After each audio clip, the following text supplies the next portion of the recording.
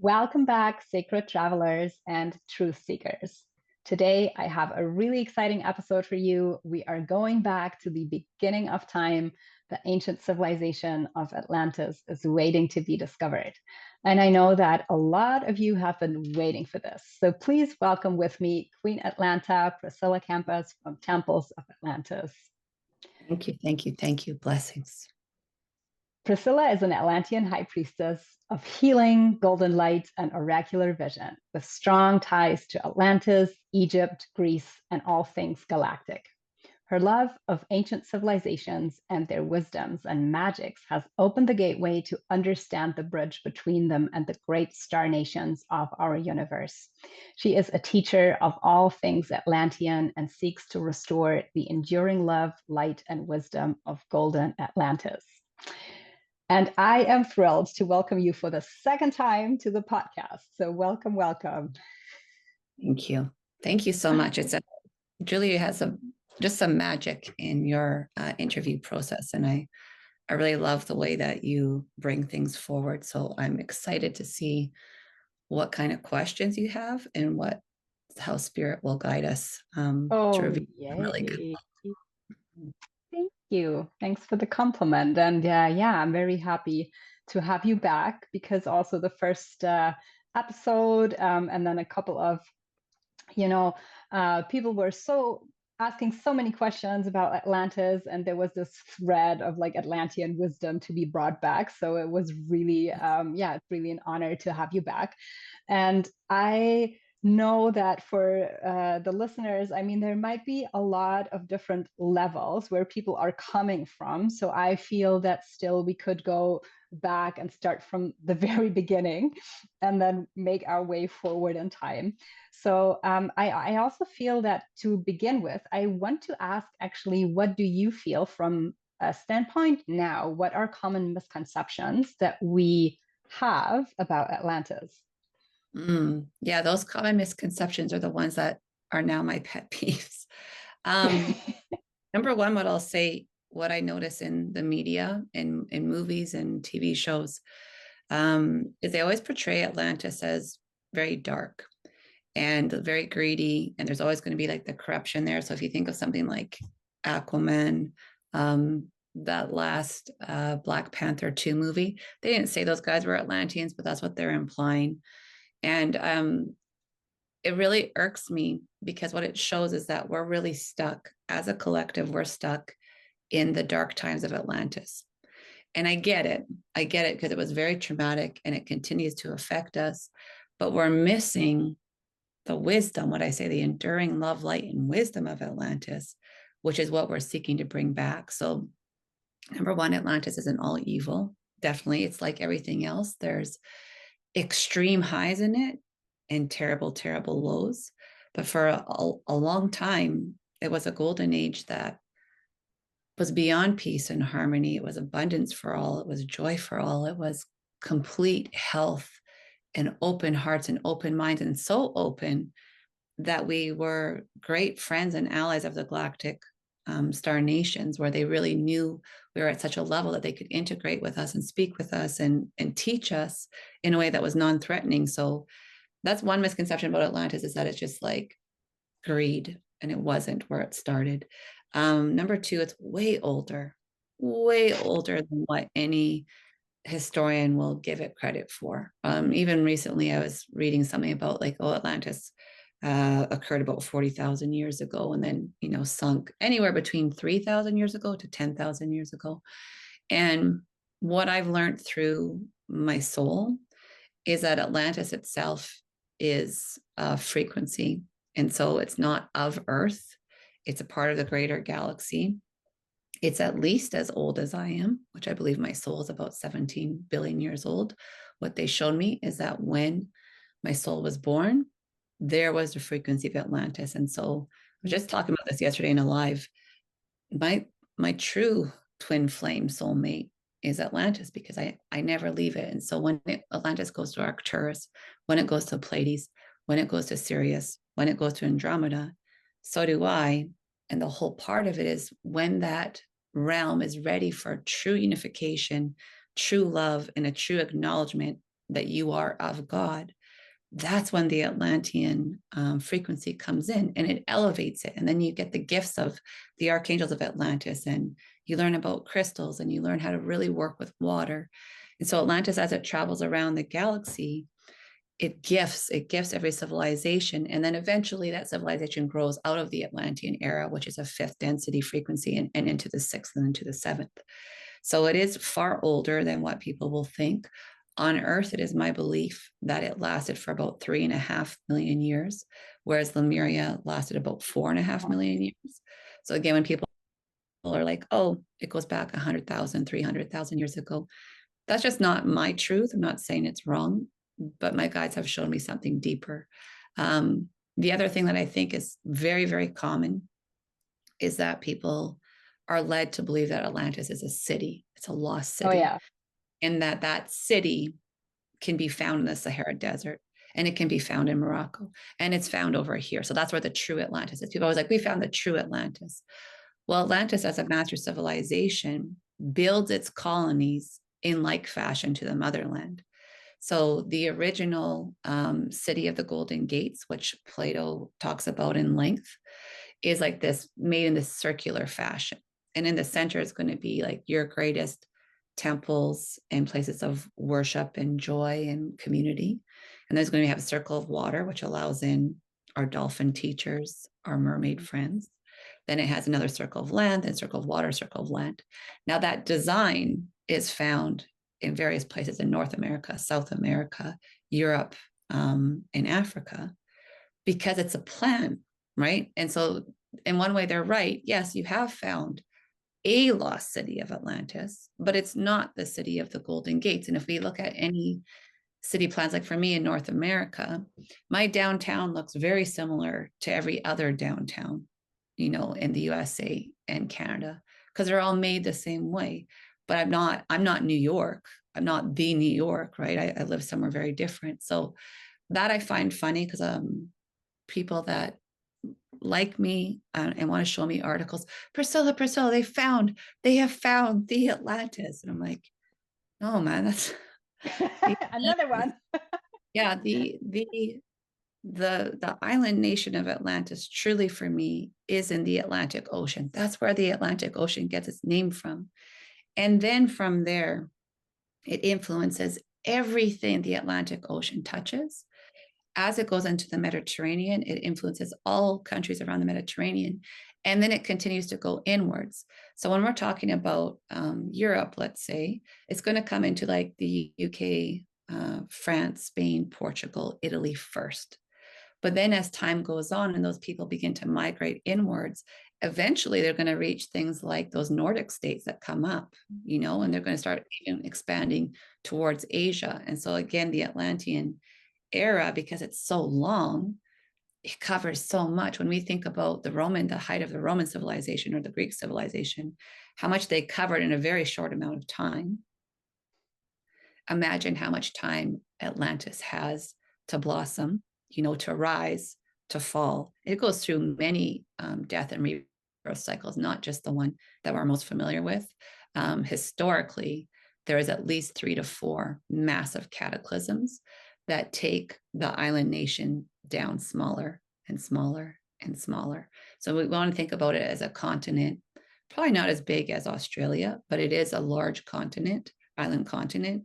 And then through a series of earthquakes, tsunamis, and different types of volcanic cataclysms, it breaks apart. And the Atlanteans lose a lot of their knowledge, a lot of their people, and they have to rebuild. So there's part of Atlantean being is being resilient and trusting in God's plan and knowing that there are cycles on Earth. We live on Earth, who is the death, rebirth, rising over and over again. So that's something I love about the Atlanteans, is that we're very like, well, our whole civilization almost got wiped out again. What are we going to do? We're going to rebuild it.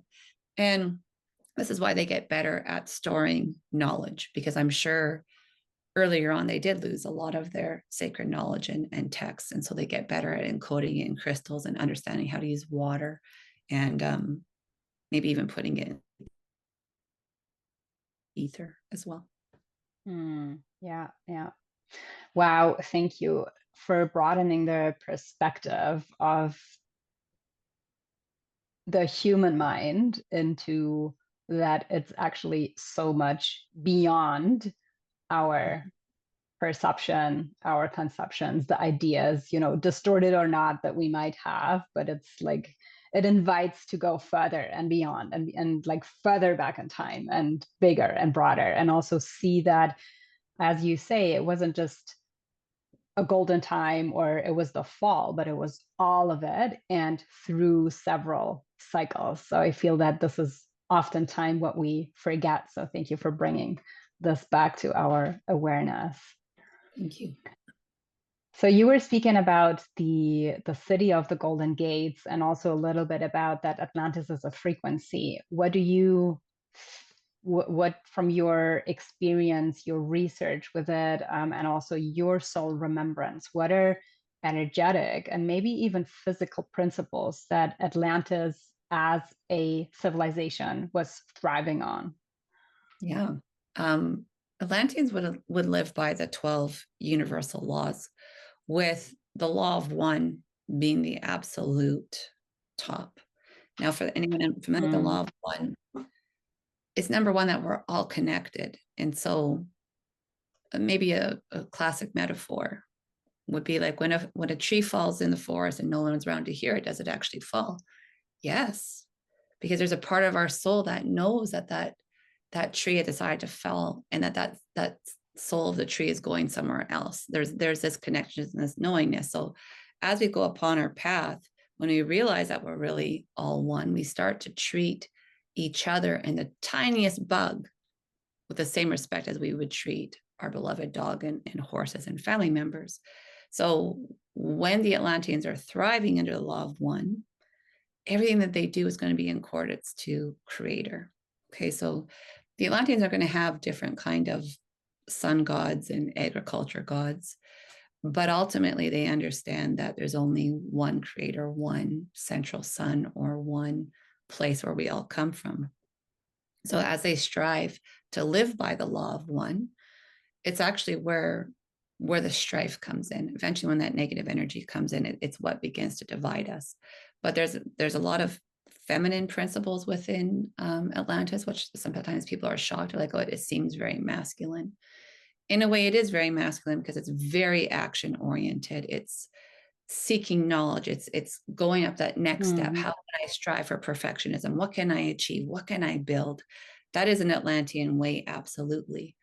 But it's actually ruled through the feminine principle of creation and intuition and psychic awareness, and using Gaia's medicine as a way to heal through crystals, through light, through sound, through herbs.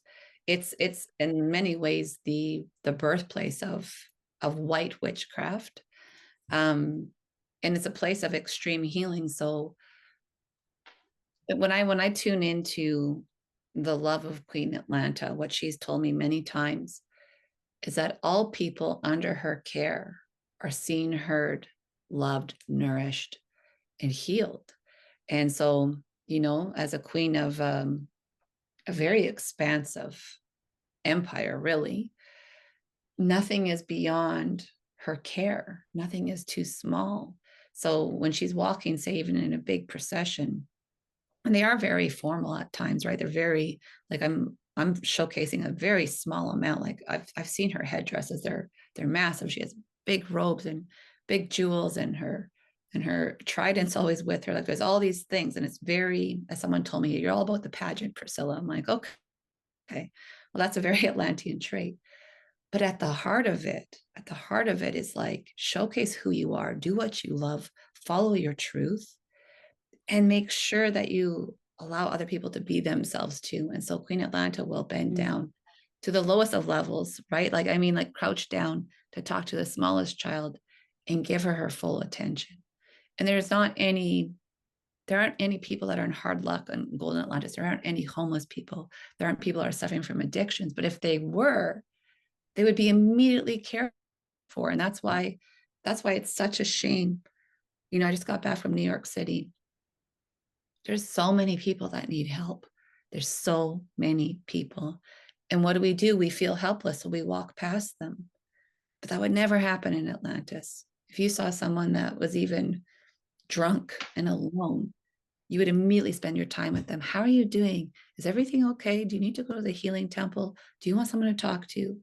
It would be immediate there, so that's what creates the utopia and the joy, is that nobody is pushed to the side. And so in a matriarchal society, because the women and children are heard, that means everybody is heard, right? Mm-hmm. And that actually frees up the divine male to do exactly what they're meant to do, which is like to protect and to build, to build homes and to build temples and to be the warrior aspect that we need them to be, because now it's safe for the female to be exactly who they're meant to be without any fear of assault or some kind of violation on them. And so when we think about Atlantis, especially for women, when we look around what happens to women all around our world, that would never happen there. And it's one of the reasons why the controllers of our world don't want Atlantis coming back.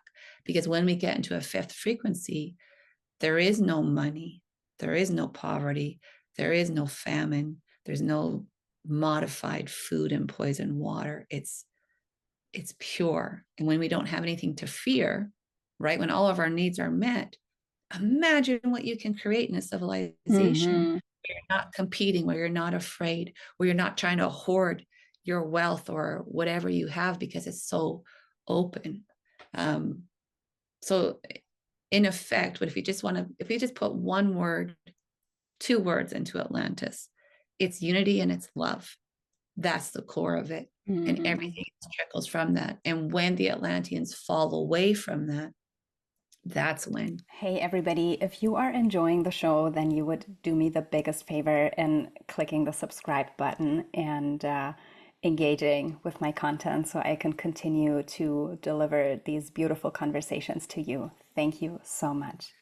Everything turns wicked, because now we've lost our way, and the people that are struggling to hold on to it, they're becoming smaller and smaller in number. They're getting pushed out, they're getting killed, they're getting murdered.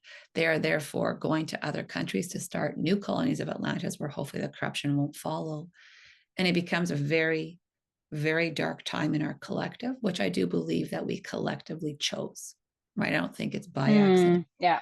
Mm-hmm. So we can't blame everything on Atlantis. Atlantis is just doing its job. And to be honest, it hasn't gone anywhere. As much as they try to erase it or put it in a negative light, I witness it every week, how many people are waking up to their Atlantean selves. And it's extraordinary. Since I started this particular path in 2017, here we are 7 years later. It's so far. I think now, next time I go to Greece, I don't think people will be as put off when I talk about Atlantis. I'm hoping. Yeah. Yeah. What is your feeling? Why is this happening? Why are so many people remembering, or at least showing this interest on a personal, but I also feel definitely on a collective level? Yeah. I think in the New Age community, there's a lot of things that we've been taught that maybe aren't necessarily true, but something that I do think is true is that we truly are going through a great awakening, which then comes with a great remembrance. And instead of that propaganda we've had for who knows how long with the different churches and how they've eliminated things of the Bible, and they've really tried to steer us in only one direction, I think we're starting to understand that reincarnation is real, right? Because people that haven't even started their spiritual path have intense dreams from other lifetimes. Like I've said, my parents, as recently as January, who are not strict Catholics, but that's all they know is a Catholic way of being. And all of a sudden they're really curious about past lives and astral travel. And what do you think, Priscilla? Like, these are conversations I was having with them 5-10 Wow. they were very off-put by, right? And now they're asking me. So if my 70-year-old parents are awakening to something, then we can see it happening around the world. And it's really beautiful. And so people talk a lot about the precession of the equinoxes. and how Earth goes in a 26,000 year cycle. Of course, I don't have any proof. I don't know that's true or not. But if we look at the way that cycle works, we're just coming up into an area of higher realization and consciousness again. And as the consciousness rises, with it comes the truth, right? So whatever has been blocking us from the truth, it's being revealed. And if we look at our world is beautiful. Gaia herself is beautiful. The people are beautiful. But what we're going through in genocides and famines and slavery and inflation and everything, it is end times. There's no way we can survive. There's no way we could survive like this for another 100 years. There's no way, with the way that they're poisoning us at every second. So it has to lead us to somewhere. And I really have faith. I know people can get really doomsday. I don't have that doom. So for me, for anyone that wants this advice or it resonates with you, there's always going to be fear propaganda. And a lot of it is real, right? Prices of gas and groceries and all of that, it's getting crazy. But if you have the faith that things are going to shift and that you will always have exactly what you need, maybe not everything you want, but what you need, we will find our way to the other side. And the only way to do that is really through love and compassion. And we have to choose to open our eyes to what's really happening in our world instead of just sweeping it under the rug. Be like, well, I don't live in Palestine, so it doesn't affect me. Oh, no. If you are a woman, if you are a mother, if you are a grandmother, if you are a sister, if you are an auntie, that affects us because we look at what's happening to children. And of course, it's not just there, it's children all over the world. So I have great faith in it. I really believe we're going through an awakening. I'm excited about next year being a 9 year. So 2025, 2 + 2 + 5 adds up to a 9. A 9 is really an ending. The end of the cycle. Yeah. And look at the cycle we've been in, at least since 2020. It's been extremely painful. But look at how many people have awoken since 2020. It's incredible. Now, the Mayan calendar and a lot of spiritual teachers will talk about December 21st or December 12th of 2012 being that gateway. And for myself, I had no awareness, but within 5 months, I started my spiritual awakening. So if we take the clock back a little bit further to 2012, how many people on this earth are aware of something other than they used to be, than how they were brought up? And now we don't consume TV and media and news the same way we used to. We just don't, because we don't trust any of it. So there's really, really positive things happening. But I don't think it's possible to ignore the shadow. And the shadow has been there since the fall of Atlantis. There's a lot of stuff we haven't dealt with that need to be dealt with. And the only way to do it is as people become empowered, use their voices, join together and say, we won't stand for this, right? No, I won't pay 50% of my income to taxes. I'm not doing it, you know? I read something, a little off topic, but I read something yesterday. It was so funny. It's so true. So if they can print money out of nothing, which they do, then why do you pay taxes? They can just print money as they want. It's such a scam. That's what I miss about Golden Atlantis. There isn't money. There's the exchange of energy. And so if you're going to come into the temple for a healing and these beautiful priestesses are going to serve you, besides your gratitude, maybe you're the farmer that brings in his yield and feeds that town or that city, you know? Or maybe you're the gem grower. And so you cut special crystals for the priestesses to use, and that's your exchange. There's always going to be an exchange, and it's beautiful because it's built on your passion and your true gifts. It's not, okay, I have to get a solid education so I can make $100,000 a year. So I'm going to go into this. It's like you're born with a passion. You have thousands of years to develop it and curate it and become a master at your craft. And then you give your gifts away. You give them away and you gift them to other people. And it creates such a beautiful, harmonious place to live. And I know we're coming back there. Will it happen within 100 years? No, but the steps to create it will happen. And so, like, in my head, when people are always like, I'm never coming back to this planet, it's crazy. This is my last incarnation. I always am like, but you're going to leave when it's getting good. Like we had it hard for so long, and now you don't want to come when it's actually going to be like basically a big love fest. Like, I have to come back. I got to come back at least a few more rounds and see where all my hard work has Yeah. produced, right? Yeah.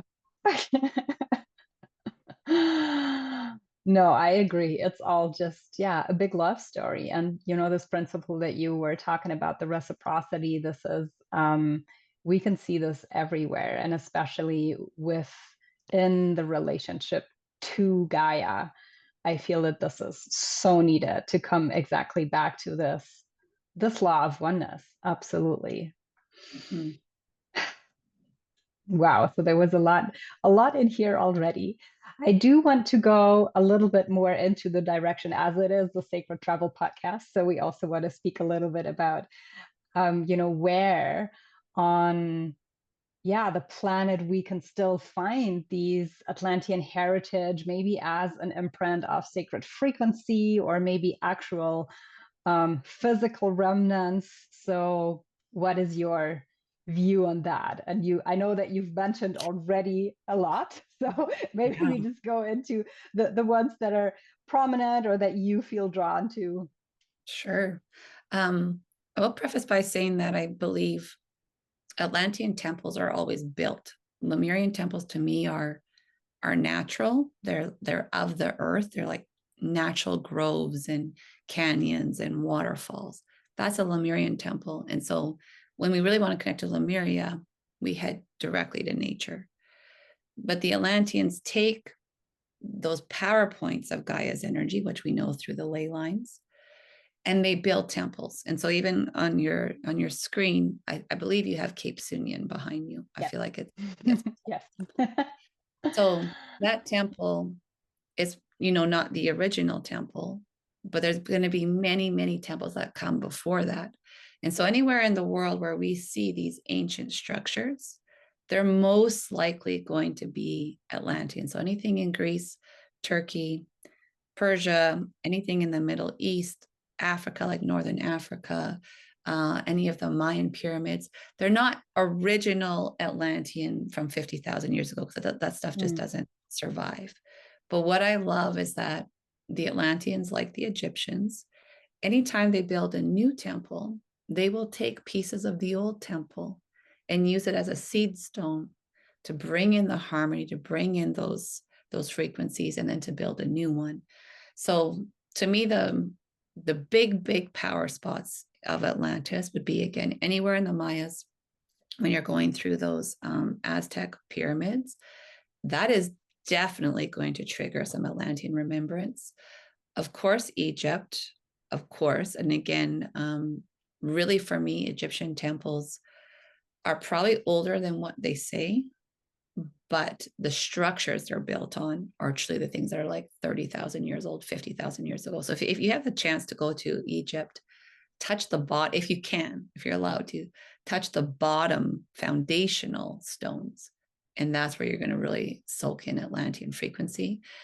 Greece is one of my favorite places to say is extremely Atlantean, because their entire pantheon, if we think about Zeus, Poseidon, Hades, Artemis, Aphrodite, Apollo, Athena, those are all high priests and priestesses of Atlantis. Those are real people that did such extraordinary things that they were turned into, relegated as gods and goddesses. They're not gods and goddesses, okay? They're really not. But they are incredible teachers, a lot of them, that have the experience of living in the golden era and the fall of the golden era. And so they're really great to connect to. But, I dreamt of the Parthenon my whole life. And when I saw it for the first time, the second time, the third time, it never gets old. There's something very, very true about it. And so what we should also understand is throughout our world, if we think about the Parthenon as on somewhat of a mountain, right? Not a huge mountain, but it's on a mountain that's been flattened. We know those to actually have been crystalline pyramids in the times of Atlantis. And there's a certain way that society throughout lifetimes has capped off these mountains, destroyed the temples, and then stuck a new temple on it and be like, this is not a mountain, this is just a hill. This is not a pyramid underneath here. There's nothing. It's, it's full of dirt. Nothing to be seen. Yeah, but it's not. And so these remnants across our realm, they are extremely powerful. And that's why people will have awakenings, memories, flashes. And again, it doesn't matter if you're awake or not. Sometimes just going to a site like that will awaken something in you so beautiful that you will begin to investigate. So places I haven't been yet, Portugal, Spain, I've been to Spain, but Portugal, the Azores, the Canary Islands, Morocco, anything that's really, really, really close to where Atlantis was, those are going to have huge frequencies. Are there still temples? I'm not sure, but the sand there will carry the frequency, right? The roots water, of those. the sand. Yeah, so there's so many ways to connect to it. And I would say whatever you're drawn to, whether it's Atlantis or Lemuria or something else, you just ask your heart, where am I called to? What will serve me in the greatest manner right now? And how can I get there? And it will always be like that. Sometimes, like when I've been to Turkey on a way that I was called there, I thought I was going to have some incredible experience like I did in Greece. And I didn't. I just walked around Istanbul. But that's what my soul needed me to do. I don't know why. I still don't know why, But sometimes it's just enough for you to be there. You don't have to do this ceremony and the ritual and talk to the God and get this download. It's nice. We love the magic. But sometimes it's just enough for you to be there. So if you feel a call to go to Tulum or Belize or Honduras, go visit the temple if you want, but know that you're still going to get the frequency. The water is going to hold it, But, my Atlantean soul, it wants me to go like everywhere, right? Machu Picchu, anywhere that Atlantis has touched, it wants me to go there. And I know that I'll get there at divine timing. So also for anyone, don't stress out. I haven't gone there yet. I can't.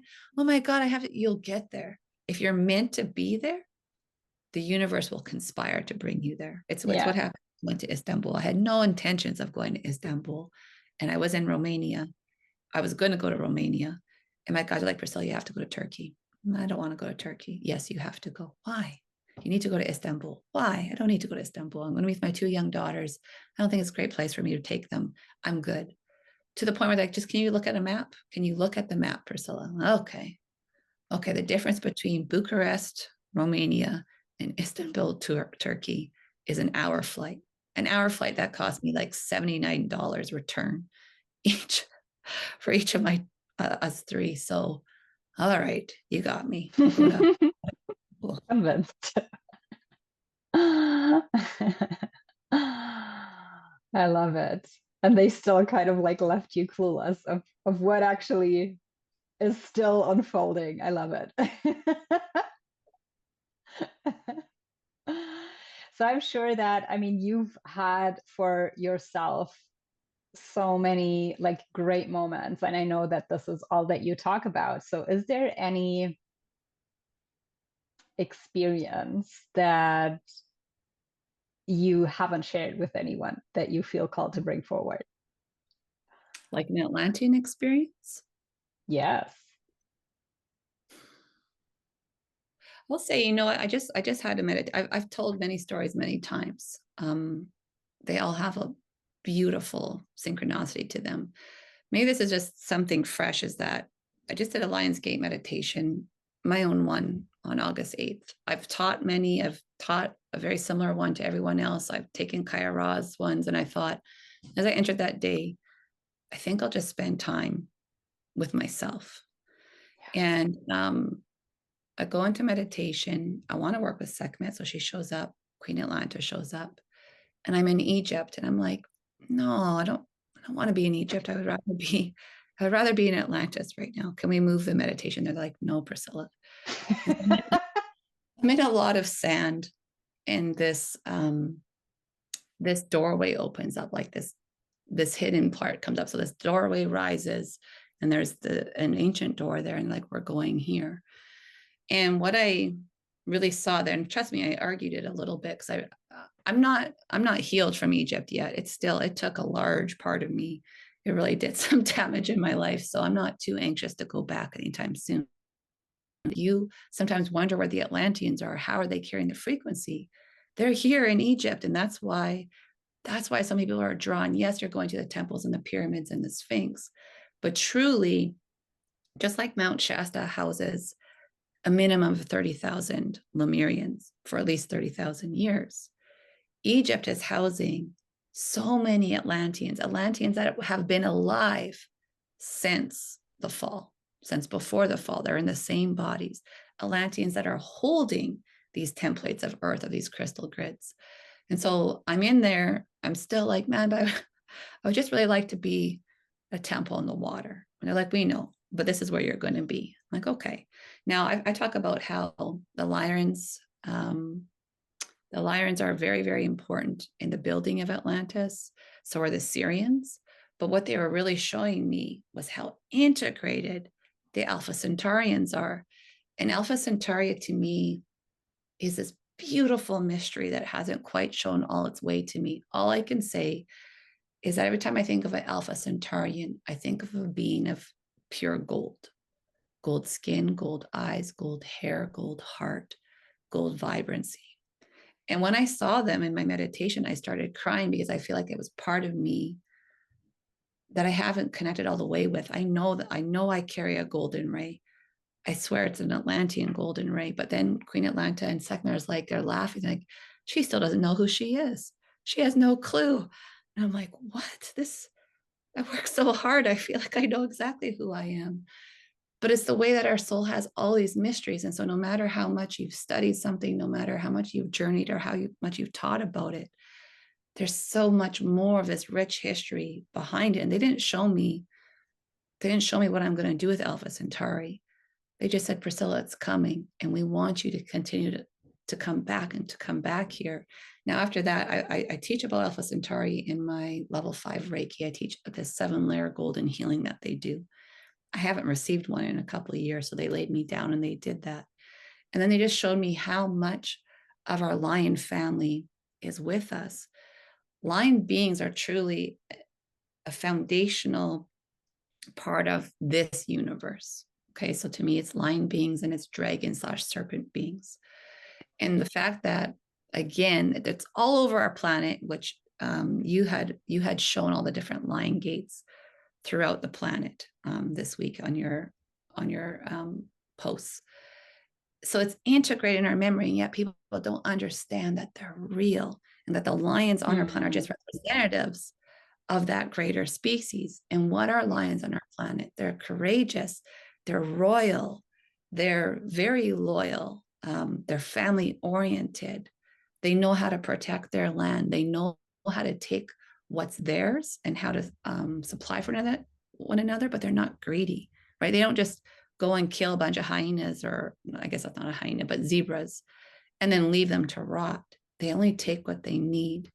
So we have the lesson here, and lots of us are missing it. So I talked about Lionsgate. Is it real in terms of the astrology of it? No, not currently. It's not really happening the way it did. But is the frequency real? Yes. Is the way we can connect to lion beings real?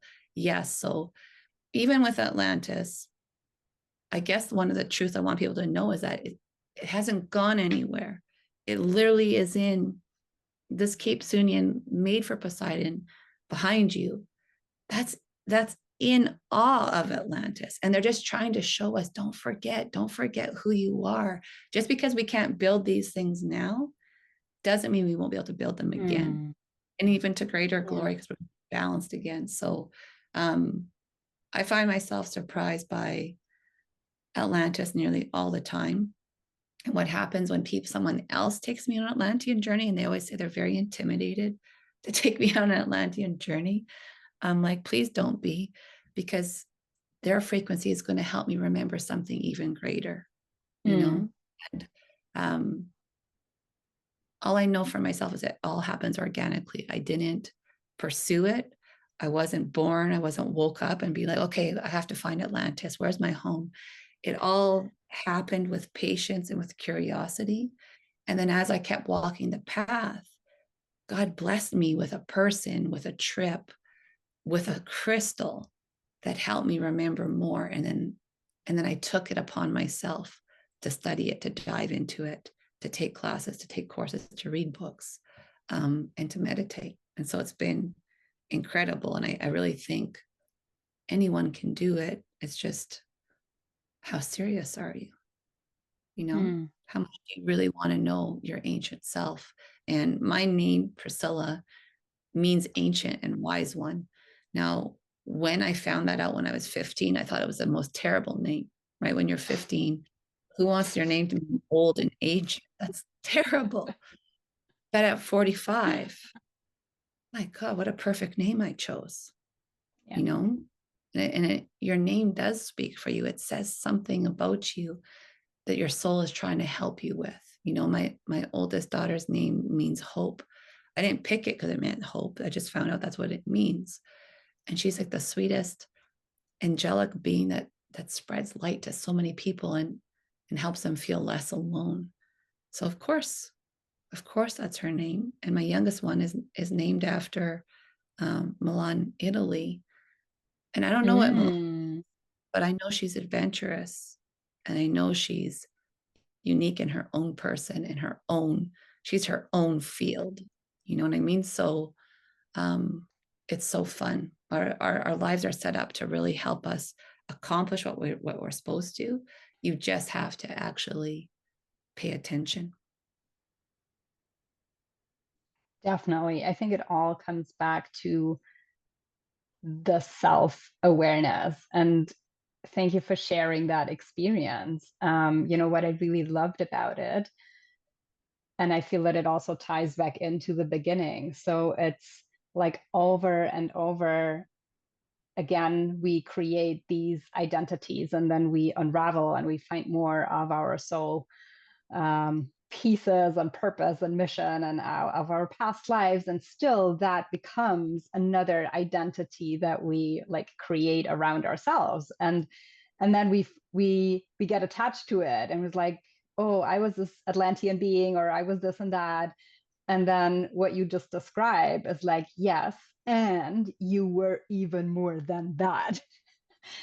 So I feel that especially around that Lionsgate, it was also my own experience. It was a lot about the freeing the solar plexus of all these identities and like empty as much as you can in order to receive these pure source light that we are, but to fully allow that to come online and to kind of like unlock it all, whatever the all is.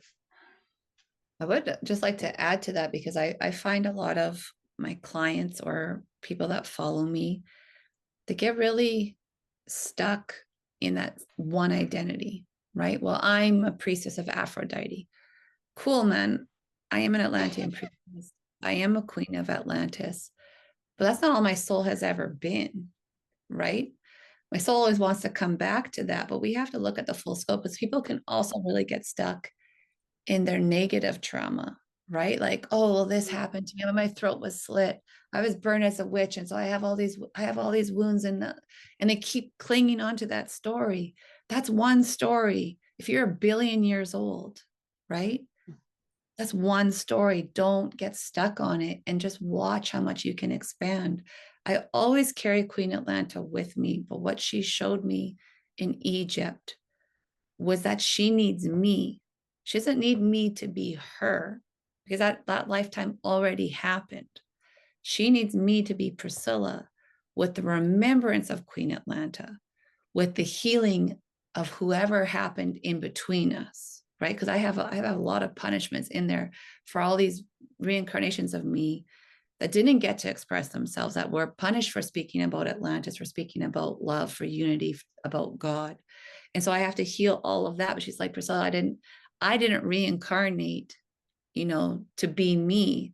I need you because Priscilla's in this century and has a little bit more of a bite, right? Queen Atlanta didn't have to deal with taxes and correct governments and people lying to her face, right? Queen Atlanta lived in, like, just like everything works out. So she needs a little bit of my edge to be able to come through and put the lessons through. So that'd be my advice to people. Whatever you discover, add it to you like this beautiful, faceted multi-diamond that you are. But don't get stuck in one thing of it, because when people are like, well, I'm only Palladian. No, man, there's no effing way you're only Palladian. I'm sorry. I don't care who you are. You've at least, you're already on Earth, number one. So now we know you're also human, but you've come through other things. So that's what I like. When on my page, I talk a lot about different star seeds. People are like, I'm so confused. I resonate with this one and this one and this one. Which one am I? Well, you're all of them. Of course you are. Mm-hmm. On the planet, right? Mm-hmm. Right now I'm Canadian, but you're telling me every time I You're come to the Gaian. Earth, right? Every time I come to the Earth, I'm Canadian? No, I'm going to be all these different things. And that's what makes it such a beautiful mission that we're on. So I like what you said. It was a lot about shedding fears. And sometimes those fears are wrapped up in these identities that we want to cling on to. But the more we let them go, the more it's going to feel good. The first time I saw a golden being was in a Marvel movie, Guardians of the Galaxy. And they Mm-hmm. make those golden people a-holes, right? Why do they make them a-holes? Because they want that to make them look bad, because that's our true essence. We're these golden light beings, but they make them very egotistical. But when I saw them, and that was probably, I don't know, 2015, I was like, oh, I wish I looked like that. The good news is part of us has looked like that, and they just showed me, doesn't even know who she is. I'm like, okay, well, show me. Take me to Alpha Centauri. Let me see what I did there. Mm. Yeah. Yeah. I love that. Okay, let's keep the galactics for another time and go back to the Earth. So I know that you have two beautiful Atlantean retreats coming up, and I would love for you to talk a little bit about that. And if anyone feels intrigued to join with you, what is the experience? What are you guiding people through? Where are you going? What's to expect? Thank you. I would like people to know that I would only do things that I'm extremely passionate about. So if I'm seeking to create a retreat and experience in Greece and Turkey, it has to be because I'm driven to be there. There's something special there, and I want to share it with others. I can easily just go travel there myself, but the whole point is, how can I show people the greater truth of it? So this particular place retreat is called the Atlantean Awakening Initiation. Now, for me, because I'm a teacher at heart, you're not just going to meet me in Greece or in Athens next September and woohoo, let's go on an adventure. No. I will prepare you. I will be holding live classes for you in the Atlantean history of both Greece and Turkey, so that when you get to the temple of Athena and Zeus and Hera and Poseidon, you have a very full understanding of who these beings were in Atlantis and what frequencies they carry, so that when you get there, you can use them in a directed way to really help awaken or activate you. Now, something that I miss, because I do a lot of online work and I love it, but I really love putting my crystals on people, physically on people. I always travel with Althea and Benny. They have done, I have no idea how many activations, let's say minimum 1,000.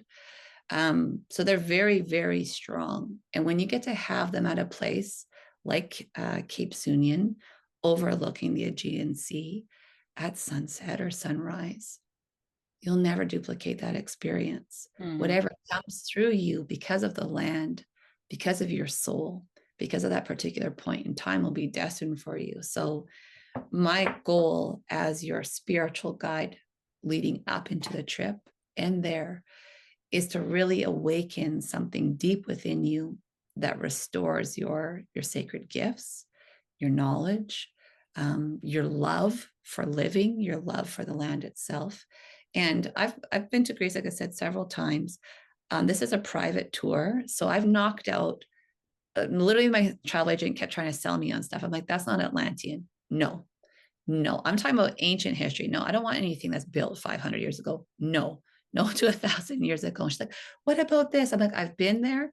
No, because my whole point is I want to really activate at those temple sites. I know that it's going to be very difficult to lead a meditation in 40-degree weather in a public space. I'm not going to do that. We're going to have done that before. But now with your journal, now with the little keywords I'm going to give you, watch what happens. And so out of the Greek pantheon, 12 Olympians, throughout this tour, we're going to visit 10 of their temples. And some of them we're going to visit multiple. So like we're going to see Athena, obviously in Athens, but we're also going to see her in Turkey. So this is part of my Atlantean self, is like, I really wanted to see all 12. I was like, but hey, how come I can't see these two? Well, number one, Hermes doesn't have a temple. He only has a mountain, and it's very far from where we are. And I think the other one is Hestia, because she's very north Greece, and it doesn't make sense to go all the way there. But I'm very thorough like that. In addition to those activations, the people that are attracted to me are going to be people who are really open-hearted, open-minded, but already have a base of some kind of understanding of other lifetimes.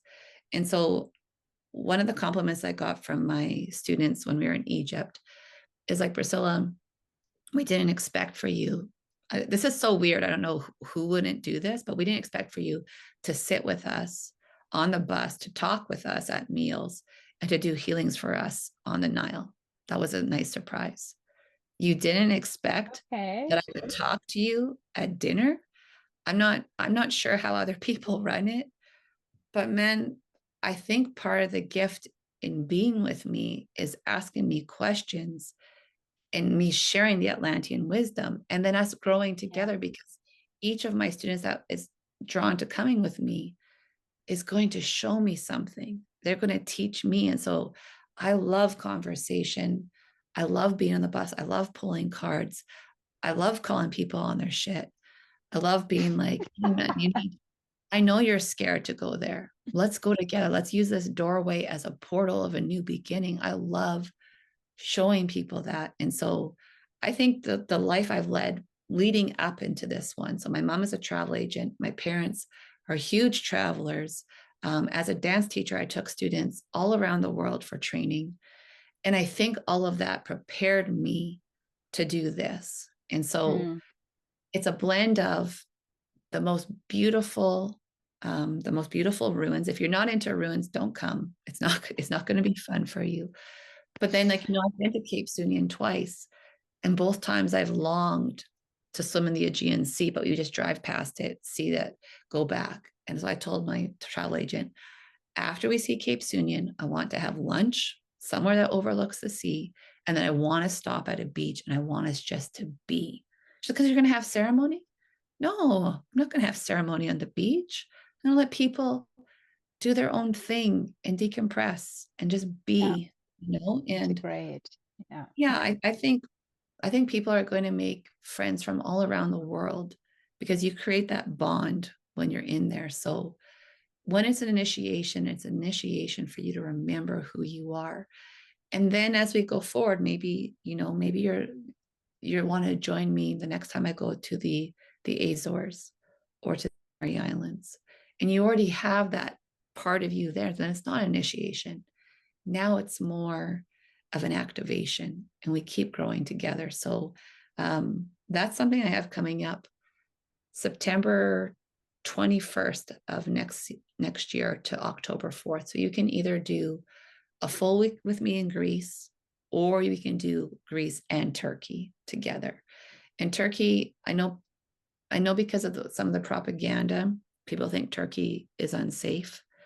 But my experience there, I've been there twice, the most kindest people, the best hosts, very, very charismatic salesmen, and truly, truly a beautiful, soul-enriching experience. So to be able to experience between Greece and Turkey, that level of hospitality, that life force that's in the food there, that joy in celebrating life, it will shift you, because you'll view food differently if you come back to, say, like a place like Canada. We only have fresh food for a very limited time because of our growing season. When you compare it to Greek food makes you feel alive. There's joy and life and energy in it. Now, if you go buy a bag of chips and chug down a soda in Canada, you're going to get none of that. So it's going to shift you in what you expect out of life, right? And remind you to be with family, because Greeks are really good at shutting things down and being with their family and celebrating the big things and the little things in life. And that's something you'll pick up from Greece. They're very proud of themselves. They will joke about it, but it's true. You have feta cheese in Canada? Yeah. No, you don't have feta cheese in Canada because it's not from Greece. And you're like, oh, well, you eat the Greek feta cheese, and you have the Greek lemons, when you have the Greek watermelons, the Greek olives. They're so much better because they're right there at the source. So it's really fun. I don't know someone that would never return to Greece. Someone's like, no, I've been once. I hate it. I'll never go back. If I could, and I hope it's true for me, I would go back to Greece every single year, whether I host a retreat or if it's just for me and my family. And I would love to have property there, or to rent a space for like 2 months out of the year, or go island hopping. I can see myself spending more and more time there as my life shifts, when my children need me less. It truly is, for me, my home on this planet as far as I've traveled so far. But that's the experience. When you come with me, a lot of it is the preparation work before, and then being present when we're there, and then just expecting that you're really going to be held. I will, of course, invite Queen Atlanta with me. And what did I say that Queen Atlanta says? Everyone is heard. Everyone is seen. Everybody is loved and honored, and probably by the time you finish with me, you will remember that you are an Atlantean priestess or priest, and you will start showcasing more of your true self, whatever that means to you, because you'll understand that it's time to stop the bullshit and stop pretending and being someone that you're not. And the other compliment that I got a lot, I think we talked about in a different interview, my student says, you're really authentic, Priscilla, that even when push comes to shove at the Egyptian temples and they try to bully me or kind of threaten me or take my jewels away from me, I never back down from being an Atlantean, especially this. I said I had a very aggravating experience at the Temple of Isis, where a woman very clearly didn't want me to be me. And when we were having this exchange and I saw her eyes light up, I knew exactly that she knew that I was speaking a truth, and she didn't like it. And then she started calling other guards in to come, I don't know, to come do something with us. But I wouldn't back down. And she said, where are you from? And I said, I'm from Atlantis. She's like, what? What did you say? Where is that? You forgot? And she's like, her eyes got really big. She's like, you talking about like Atlanta in the States? I said, no, I'm talking about Atlantis in the ocean. It's like, so you're from the ocean. I'm like, I am from the ocean. And then she got mad. But I also saw that she knew that I knew what she did. Yeah. And so you can pretend to be a guard of Isis, but you're not here to guard Isis. You're here to keep the energy, the dark energy. You're here to spread the fear, to spread the control. You are not a priestess of Isis. So when we go to Greece, and I know the energy is very different there, but the Greeks are very closed off from their own mythology. I will not back down that when I'm talking to Zeus, I'm talking to Zeus. I don't care who tells me that that's ridiculous, or that's the kind of authenticity and integrity I live by. And so I think anyone that comes with me should expect to be in their full radiance and make no apologies for it, because I certainly won't. They did tell me not to wear my jewels to the Parthenon because there's really professional pickpocketers that will. I was wearing an antlet on my head when I had dinner in Greece last time, and this guy's like, so you going to the Parthenon tomorrow? I'm like, I am. He's like, are you going to be wearing that jewel? I'm like, probably. He's like, is it expensive? I'm like, why are you why are you asking that? He's like, do you love it? I said, yeah. He's like, then don't wear it. He's like, don't wear it because you'll never see it again. And I was like, oh my God.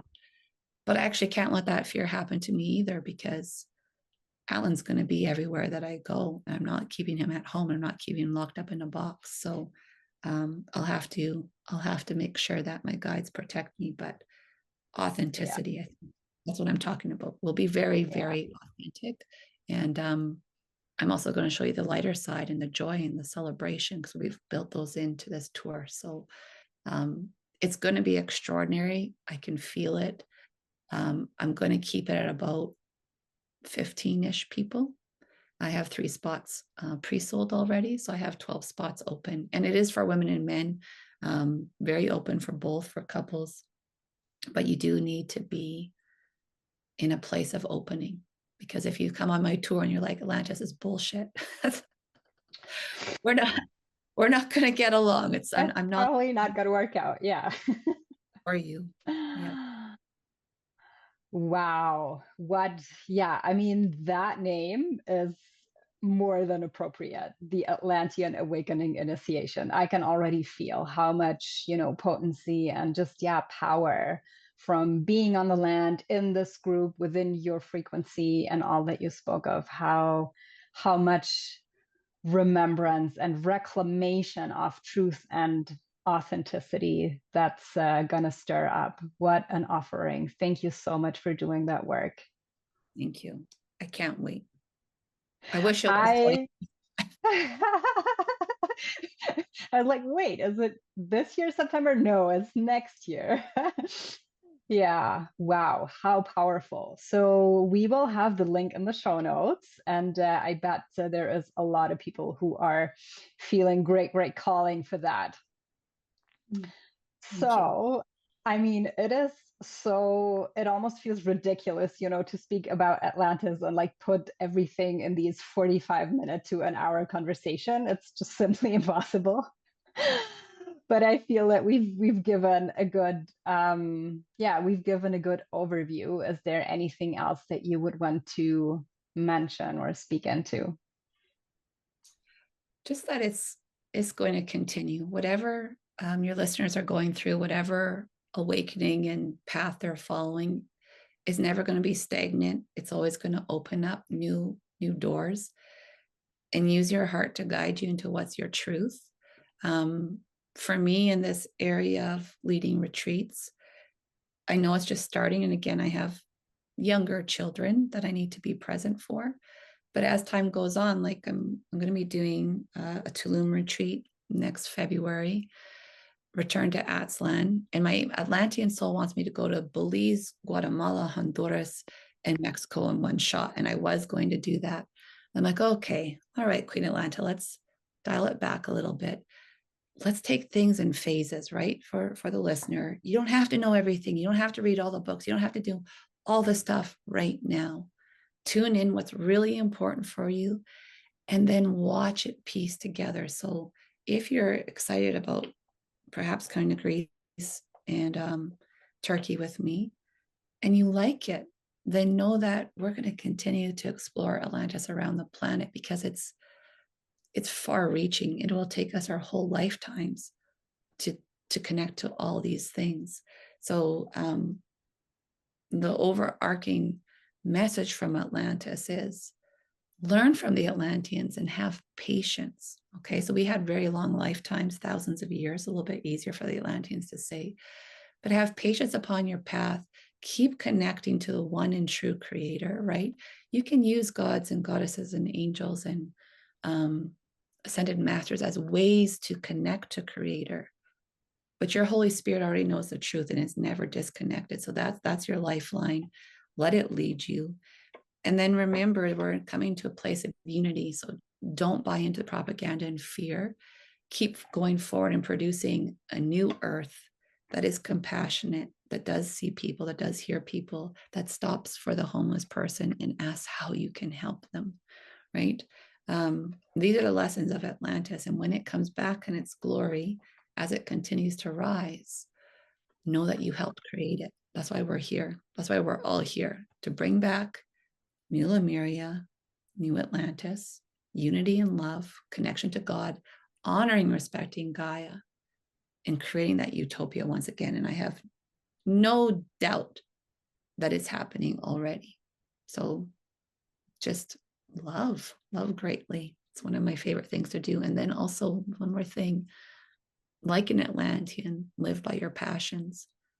Don't get sucked into something that you hate because it's good money. Don't stay in relationships that don't feel you. Just be your authentic self. It's so freeing.